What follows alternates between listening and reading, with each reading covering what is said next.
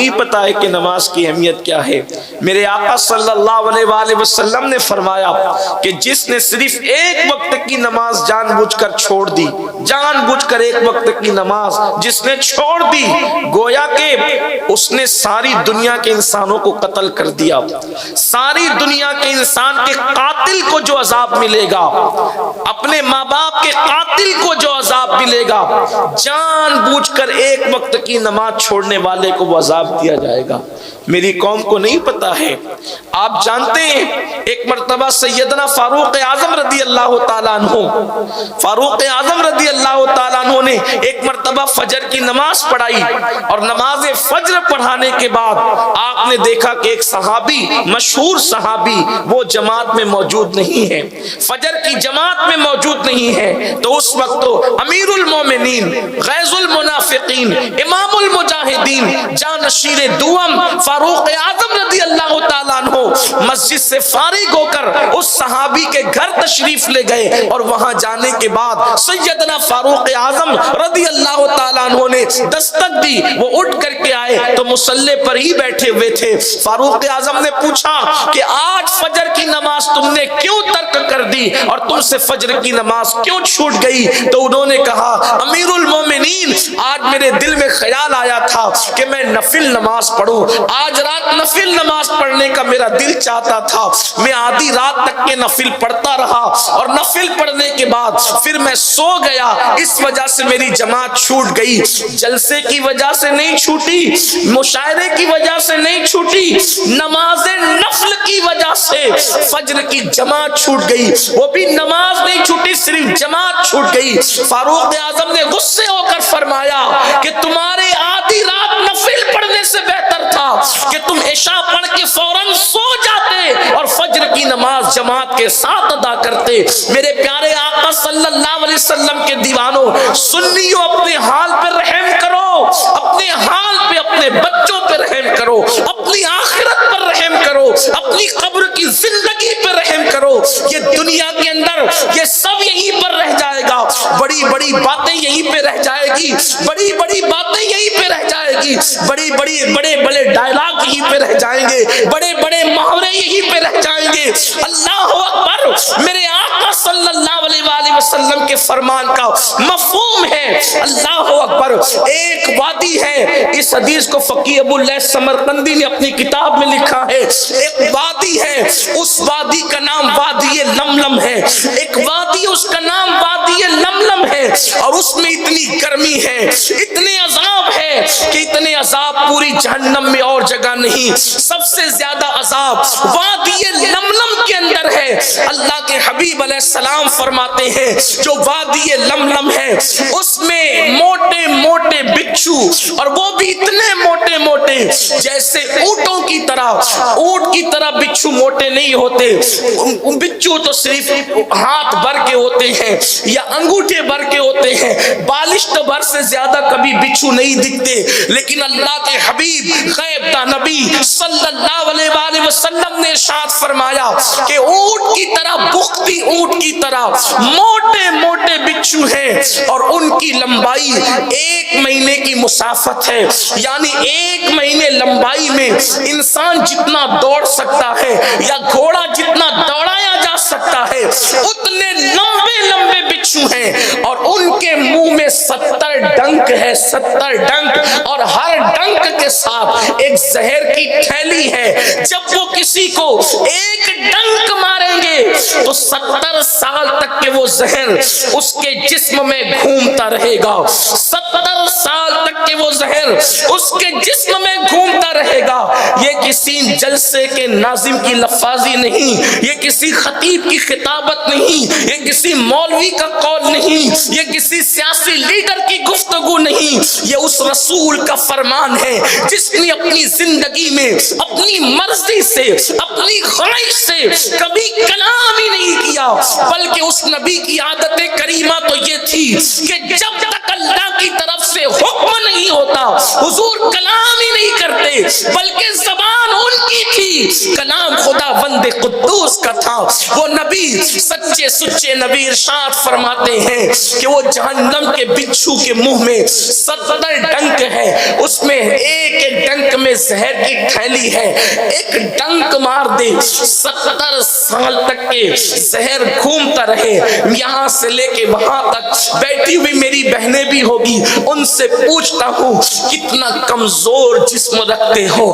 جسم کی کمزوری کا عالم یہ ہے کہ جو جسم مچھر کا ڈنک برداشت نہیں کر سکتا، جو جسم مکھی کا ڈنک برداشت نہیں کر سکتا، جو جسم اگر بتی کا چٹکا برداشت نہیں کر سکتا، جو جسم سگریٹ کا چٹکا برداشت نہیں کر سکتا، وہ جسم اللہ اکبر وہ جہنم کی خوفناک وادی سرکار خواجہ عثمان ہارونی فرماتے ہیں، اور اس کو غریب نواز اپنے قلم سے لکھتے ہیں کہ وادی لملم سے ایک دن میں 70,000 مرتبہ جہنم بھی پناہ مانگتا ہے۔ جہنم بھی 70,000 مرتبہ اس سے پناہ مانگتا ہے۔ یہ وادی لملم ہے۔ صحابہ کرام نے جب وادی لملم کا ذکر سنا، اس کے بچھوؤں کا ذکر سنا، صحابہ کی آنکھوں میں آنسو آ گئے۔ صحابہ نے پوچھا یا رسول اللہ صلی اللہ علیہ وآلہ وسلم، اس وادی لملم میں اللہ کن کو داخل فرمائے گا؟ میرے آقا نے فرمایا جس نے جان بوجھ کر ایک وقت کی نماز ترک کی ہوگی، اللہ اس وادی لملم میں ان کو داخل فرمائے گا۔ اللہ جس کے کہنے پہ اللہ کو ایک معنی ہے، جس کے کہنے پہ اللہ کو ایک معنی ہے، جس کے کہنے پہ قرآن کو اللہ کی کتاب مانی ہے، اس رسول کا فرمان ہے سنیو اپنے حال پہ رحم کرو۔ نماز کو اتنا آسان مت سمجھو چھوڑنا، بلکہ آپ یہ کہتے ہیں ارے حضور بخشوا لیں گے حضور۔ اب میں کوئی تقریر نہیں کرنا چاہتا، صرف جو میرے دل پہ چوٹ لگی ہے بس وہ بات کر کے بات ختم کرنا چاہتا۔ کوئی میں پیشہ ور، اللہ جانتا میں کوئی پیشہ ور مقرر نہیں کہ میرے لیے تقریر کرنا ضروری ہے، آپ نے بلایا تو کوئی ضروری نہیں ہے۔ نہ میں کمیٹی والوں کا پابند ہوں، نہ آپ کا پابند ہوں، میں اپنے اللہ رسول کے قانون کا پابند ہوں، اور آپ کو سچی بات کہہ کے جانا چاہتا ہوں۔ میں تقریر نہیں کروں گا، آج بات ختم کروں گا۔ دل کی چوٹ آپ کے دروازے میں دل پہ رکھ کے چلا جانا ہے۔ آپ یاد رکھیں میں اس گناہ میں شامل نہیں ہونا چاہتا کہ فجر پڑھ، جو نہیں پڑھتے انہیں تو پڑھنا ہی نہیں ہے، جو پڑھتے ہیں وہ بھی اگر چھوڑ دیں میں اس میں شامل نہیں ہونا چاہتا۔ میں آپ کے گناہ کو اپنے ساتھ، میرے اندر اتنی طاقت نہیں، میں اللہ کا بہت کمزور بندہ ہوں، میرے اندر اتنی طاقت نہیں، میرے گناہ کا بوجھ اتنا ہے کہ میں اس کو اٹھا نہیں پا رہا ہوں۔ آپ کے گناہ کا بوجھ میں اپنے سر پر کیوں لوں؟ اس لیے میں آپ سے کہنا چاہتا ہوں، آپ کہتے ہیں حضور بخشوائیں گے ہمیں، حضور بخشوائیں گے آخرت میں، واللہ میرا بھی ایمان ہے کہ حضور بخشوائیں گے۔ بخشوائیں گے کسے؟ اس کو تو ذرا منہ تو دیکھو آئینے میں۔ شفاعتی لأہل الکبائر امتی، یہ میرا ایمان ہے، حضور کا فرمان ہے کہ میری شفاعت میری امت کے بڑے گنہگاروں کے لیے ہے۔ بلکہ میرے امام نے کہا کیا ہی ذوق افزا شفاعت ہے تمہاری، واہ واہ قرض لیتی ہے گناہ پرہیزگاری، واہ واہ۔ لیکن حضور بخشوائیں گے کسے؟ اور یاد رکھنا جس کو حضور نہ بخشوائیں اسے جنت مل ہی نہیں سکتی۔ میں اور آپ کیا خلیل اللہ کو بھی میرے نبی کی حاجت ہوگی۔ میرے امام کہتے ہیں وہ جہنم میں گیا جو ان سے مستغنی ہوا ہے خلیل اللہ کو حاجت رسول اللہ، مجھے اور آپ ہی کو نہیں، ابراہیم خلیل کو بھی میرے نبی کی حاجت ہوگی۔ ہم تو مسجدیں بناتے ہیں، ابراہیم علیہ السلام نے تو کعبہ بنایا۔ ہم تو بقرعید کے موقع پہ بکروں کی گردن پہ چھری رکھتے ہیں۔ اللہ کی محبت میں ابراہیم خلیل نے تو اللہ کی محبت میں ایک لوتے بیٹے کی گردن پہ چھری رکھ دی۔ اللہ اکبر۔ سنیو غور کرو، جسے خدا نے خلیل بنایا ہے اس کو بھی ان کو بھی میرے نبی کی حاجت ہوگی۔ جب تک حضور کی نظر کرم نہ ہو وہاں کس کی بگڑی نہیں بنے گی۔ حضور کی نظر کرم ضروری ہے۔ اب ہم کہتے ہیں حضور ہمیں بخشوائیں گے، حضور ہمیں معاذ اللہ، کیا یہ سمجھ رکھا ہے اگر میرے جملے تلخ لگے تو معاف کرنا کہ ہمیں بخشوانا حضور پر کوئی فرض اور واجب ہے؟ یہ سمجھ رکھا ہے؟ جب تک حضور نہ بخشوائیں کسی کو جنت نہیں ملے گی، لیکن اللہ کے رسول جو بخشوانے والے، قیامت میں صرف ایک ہی سہارا، ایک سہارا، قیامت میں ایک ہی سہارا ہے اور وہ حضور کا سہارا۔ بے شک بے شک، سبحان اللہ۔ وہاں تو انبیاء کرام کی کیفیت کیا ہوگی آپ کو ہمیں کیا پتہ ہے؟ ہم تو یہاں شاعری کرتے ہیں نا کہ اس کا چہرہ دیکھو جنت ملے گی اور اس کا چہرہ دیکھو جنت ملے گی۔ جن کے چہرے دکھا کے جنت بانٹتے ہو کیا وہ بھی جنت میں جائیں گے؟ اس کی کوئی گارنٹی ہے؟ ہم قوم کے ساتھ چٹنگ کیوں کر رہے ہیں؟ جن کو رسول اللہ نے جنت کی بشارت دی تھی وہ پوری پوری رات رویا کرتے تھے۔ جس کو یہ کہنے کا حق ہے کہ جنت میرے باپ کی ہے، وہ سجدہ طیبہ طاہرہ عابدہ زاہدہ راکعہ ساجدہ نقیہ تقیہ زکیہ رقیہ، سب سے بڑے جس کے بچے ہیں کہ ابتدا میں امامت جس کے بچوں کی ہے اور قریب قیامت بھی امامت امام مہدی سجدہ کے بیٹے کی ہوگی، وہ سیدہ فاطمہ بھی پوری پوری رات سجدے میں گزار دیتی۔ کائنات میں اتنے اچھے بیٹے، کائنات میں اتنے اچھے بیٹے کسی ماں کے نہیں ہوئے جتنے اچھے بیٹے سیدہ فاطمہ کے ہوئے۔ حسن ان کے بیٹے، حسین ان کے بیٹے، زین العابدین ان کے بیٹے، باقر ان کے بیٹے، جعفر صادق ان کے بیٹے، موسیٰ کاظم ان کے بیٹے، علی رضا ان کے بیٹے، امام نقی ان کے بیٹے، سیدنا تقی ان کے بیٹے، حسن عسکری ان کے بیٹے، غوث العظم ان کے بیٹے، غریب نواز ان کے بیٹے، وارث دیوا ان کے بیٹے، بدیع الدین ان کے بیٹے، مخدوم اشرف ان کے بیٹے، اللہ اکبر، سرکاران قلبی ان کے بیٹے، اللہ اکبر۔ اور جس امام مہدی کے پیچھے عیسیٰ علیہ السلام نماز پڑھیں گے وہ مہدی بھی سیدہ فاطمہ کے بیٹے۔ یہ شان ہے سیدہ کی، جس کا بابا بھی بے مثال ہے، جس کی اولاد بھی بے مثال۔ بیٹے ایسے جسے حسن اور حسین کہا جائے اور بیٹی ایسی جسے زینب کہا جائے، یہ ہے سیدہ۔ لیکن پوری پوری رات عبادت میں، اور جب سجدہ ختم نہیں ہوتا اور رات ختم ہوتی ہے تو بڑی حسرت کے ساتھ سجدہ مکمل کر کے کہتی ہے، اللہ تو نے رات کتنی چھوٹی بنائی، تو نے رات کتنی چھوٹی بنائی کہ تیرے نبی کی بیٹی فاطمہ دل کھول کے سجدہ بھی نہ کر سکی۔ کوئی رات ایسی تو دے مولا جب فاطمہ دل کھول کے سجدہ کر لے۔ جس کے باپ کی جنت ہے وہ پوری پوری رات سجدہ کرے، اور جن کے وضو بھی درست نہیں وہ کہ ہم جنت کے ٹھیکیدار ہیں۔ قیامت کا عالم کیا ہے؟ قیامت کسے کہتے ہیں؟ قیامت میں کیا ہوگا؟ یہاں جو کر رہے ہو کرو، یہاں جتنی پھپکیاں کر رہے ہو کرو، یہاں جتنی جنت کی باتیں میں بڑی بڑی باتیں کر رہے ہو کرو، لیکن قیامت پتہ ہے قیامت کسے کہتے ہیں؟ حضرت کعب احبار سے فاروق اعظم نے کہا، اے کعب، میں نے پھر کہا میں تقریر نہیں کرنا چاہتا، وہ جو چوٹ ہے بس اس کو آپ کے دل پہ دے کر ختم کرنا چاہتا۔ کعب احبار سے کہا، کعب مجھے ایسی بات سنا، فاروق اعظم کہہ رہے ایسی بات سنا جس سے میرے دل میں اللہ کا ڈر مزید پیدا ہو اور پیدا ہو۔ حالانکہ ڈرتے اتنا تھے اللہ سے کہ چہرے پہ رو رو کر آنسوؤں کا نشان پڑ گیا تھا، اللہ کے خوف سے رو رو کر آنسوؤں کا نشان پڑ گیا تھا۔ اور مزید کعب سے کہتے ہیں، کعب ایسی بات سنا کہ میرے دل میں اللہ کا ڈر اور خوف اور پیدا ہو۔ تو کعب احبار نے ایک بات سنائی، وہ بھی سن لے اور بات مکمل کرتے ہیں۔ کعب احبار نے کہا، امیر المومنین، میں نے آسمانی کتب میں پڑھا ہے جو گزر چکی کہ جب قیامت کے دن جہنم کو میدان محشر میں لایا جائے گا جہنم کو جب میدان محشر میں لایا جائے گا یوم قیامت، تو اس کے منہ میں 70,000 آگ کی لگام ڈالی جائے گی.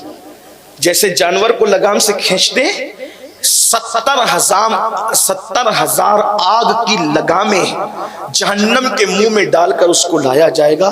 اور جب شرارے اٹھ رہے ہوں گے جہنم کی آگ کے شرارے، تو اس آگ کے شراروں کو اور جہنم کی تپش اور حرارت کو دیکھ کر سب کا پتا پانی ہونے لگے گا، سب کی گھبراہٹ اور وحشت بڑھ چکی ہوگی. ہم کہتے ہوں گے جو ہوگا دیکھا جائے گا، قیامت میں جو ہوگا دیکھا جائے گا. کچھ نہیں دیکھا جائے گا میرے عزیز. انبیاء کرام اللہ کا سامنا کرنے کی اس دن اپنے اندر ہمت نہیں پائیں گے سوائے میرے نبی کے. کوئی اللہ کی بارگاہ میں حاضری کے لیے خوف کریں گے. نفسی نفسی سب کی زبان پہ ہوگا، نفسی نفسی. ہم کہتے ہیں جو ہوگا دیکھا جائے گا. ایک بار سبحان اللہ کہو جنت ملے گی، اس کو دیکھو جنت ملے گی. میرے عزیز، میرے نبی نے فرمایا جس کی نماز نہیں اس کی کوئی عبادت نہیں. آقا نے جس کے بارے میں فرمایا، میں کوئی وہابی مسلک کا آدمی نہیں ہوں، آپ مجھ پہ شک نہ کریں، اور اگر کریں تو آپ کی اپنی طبیعت پر ہے. آپ کہیں گے یہ کیسی بات کر رہے ہیں؟ ہاں کیسی بات کر رہے ہیں؟ میں کیسی بات کر رہا ہوں؟ ہاں، مسجدوں کو ویران کر دیا اور آپ جنت کے ٹھیکیدار بنے. نہیں، ایسا نہیں. یا رسول اللہ، ماشاءاللہ. مجھے رونا آتا ہے اپنی قوم پر. چندہ دے کر بھی اگر جہنم خرید رہے ہو تو مجھے آپ پر رونا ہی آئے گا نا. ہاں، اللہ اکبر. کعبے آبار کہتے جب جہنم کو لایا جائے گا 70,000 لگامیں ڈال کر لوگوں کے پتے پانی ہو رہے ہوں گے، لوگوں کے چہرے پہ ہوائیاں اڑ رہی ہوگی، اور لوگوں کا تو کوئی بیان ہی نہیں. کعبے آبار کہتے ہیں امیر المومنین جب جہنم کا دیکھتا ہوا وہ عذاب اور وہ شعلے ابراہیم خلیل اللہ دیکھ لیں گے تو ابراہیم خلیل اللہ اپنے گھٹنوں کو زمین پہ رکھ دیں گے اور اللہ سے عرض کریں گے اللہ آج تیرا ابراہیم تجھ سے صرف اپنے لیے تیری امان چاہتا ہے، آج میں کسی کے لیے کچھ نہیں مانگتا. جس نے اللہ کی محبت میں اپنے بیٹے کی گردن پہ چھری رکھی تھی، جس نے اللہ کے حکم پر بیوی بچوں کو وادی غیر ذی زرع میں چھوڑ دیا تھا، جس نے کعبہ بنایا تھا، کعبہ جو اللہ کی محبت میں آگ میں کود گیا تھا، اس دن ابراہیم خلیل جیسے پیغمبر اللہ کے خوف سے گھٹنے زمین پہ رکھیں گے آج میں تیری امان چاہتا ہوں، مجھے امان دے. سوچو کیا ابراہیم علیہ السلام کے پاس عبادتیں نہیں؟ عبادت والے لوگ، بلکہ عبادت تو اپنی جگہ ہے. معصوم لوگ جنہوں نے ایک سیکنڈ بھی اللہ کی مرضی کے خلاف نہیں گزارا، وہ ابراہیم خلیل بھی کہیں گے آج امان چاہیے. ہمارا کیا حال ہوگا؟ زنا کی اڈوں کو آباد کرنے والوں کا کیا حال ہوگا؟ شراب کی اڈوں کو آباد کرنے والوں کا کیا حال ہوگا؟ داڑیاں مڈا کر گٹروں میں پھینکنے والوں کا کیا حال ہوگا؟ قیامت میں جو ہوگا دیکھا جائے گا. پہلا اور آخری امتحان ہوگا.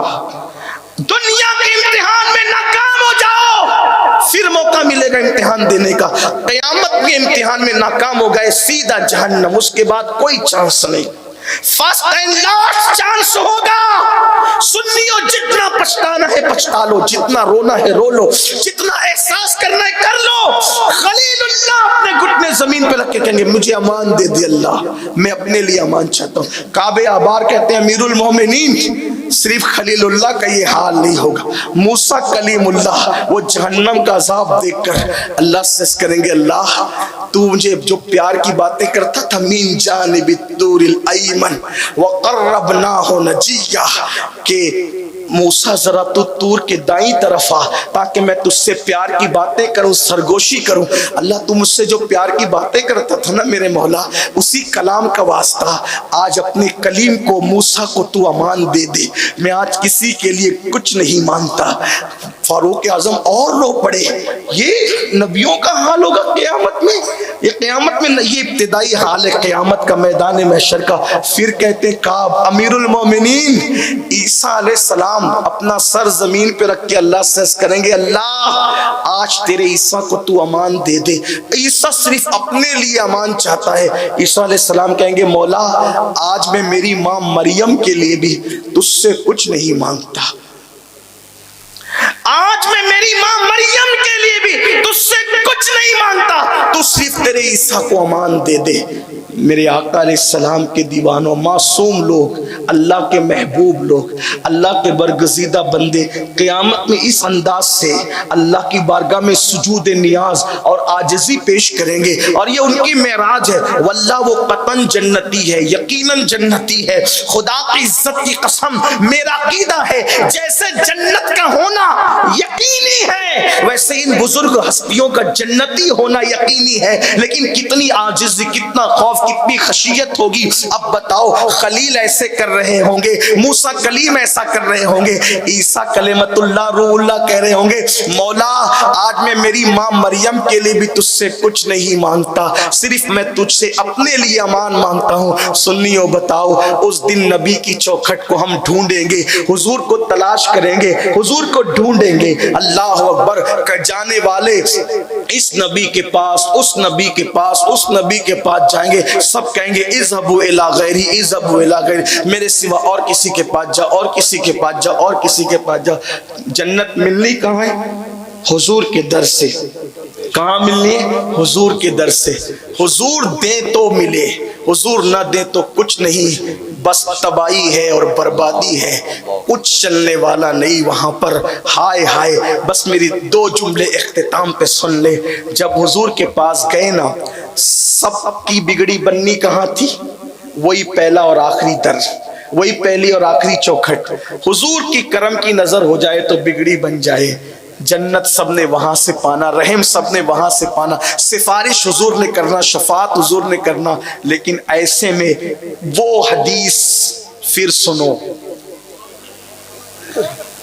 قیامت کی کامیابی کا انحصار مصطفیٰ جان رحمت کی نظر کرم پر ہے۔ اور اب وہ رسول وہ سفارش کرے تو اللہ بڑے بڑے پاپیوں کو معاف کرے۔ میرے امام کہتے ہیں ایک میں کیا میرے عیسیٰ کی حقیقت کتنی، مجھ سے 100 لاکھ کو کافی ہے، اشارہ تیرا اس رسول کے اشارے پہ بخشے جائیں گے۔ لیکن وہی سچے نبی فرماتے ہیں جس نے جان بوجھ کر ایک وقت کی نماز چھوڑ دی، قیامت کے دن اس کے ساتھ میرا کوئی وعدہ نہیں ہے، وہ میرے ذمے سے باہر ہو گیا، وہ میری چادر کرم سے باہر ہو گیا۔ اب سنیو، اتنا سوچنا، دکان کی محبت میں نماز چھوڑی تھی، مکان کی محبت میں نماز چھوڑی تھی، دوستوں کی محبت میں نماز چھوڑی تھی، کھیل کود میں نماز چھوڑی تھی، موبائل گیمز کی وجہ سے نماز چھوڑی تھی، شادی بیاہ کے موقع پہ نماز چھوڑی تھی، جلسوں میں آ کر آدھی رات تک جگ جگ کر نماز چھوڑی تھی۔ اب قیامت میں گئے حضور کے پاس، آقا ہم پہ بھی نظر کرم کر دے۔ اللہ نہ کرے، 1000 بار نہ کرے، کروڑ بار نہ کرے، اللہ کسی دشمن کو بھی وہ دن نہ دکھائے کہ حضور اس سے منہ پھیر لیں اور منہ پھیر کر کہیں بدبخت کیا تو نے میرا فرمان نہیں سنا تھا؟